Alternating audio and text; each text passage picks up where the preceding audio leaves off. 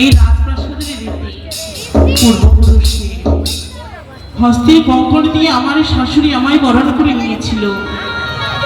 ঘরের পুত্রবধূকে এই কঙ্কণে দিয়ে বরণ করে নিতে হয়। এই শুধু কঙ্কণ নয় মা, অমূল্য রতন। এই অমূল্য রতনকে তুমি যত্ন করে রেখে দিও কেমন। আজ তোমার লক্ষ্মী প্রতিমার মতো লাগে গো বৌমা, লক্ষ্মী প্রতিমার মতো লাগে বৌমা। তুমি লক্ষ্মিয়া লক্ষায় নারায়ণ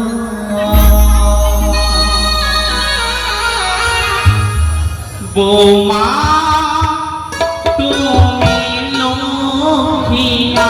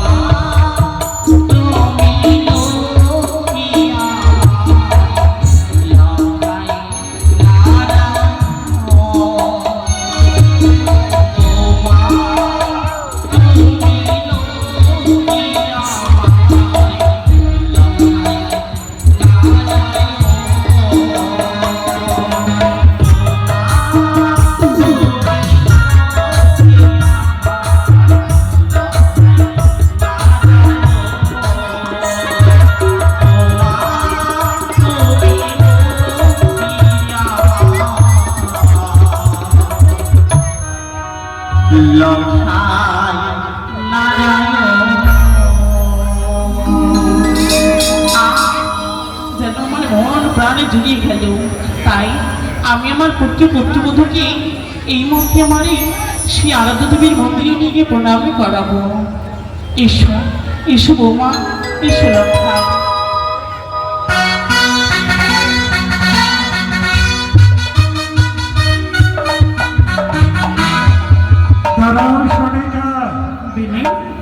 আজ আমার পুত্র সহ বধূমাতাকে নিয়ে কোথায় চলেছ মহারানী?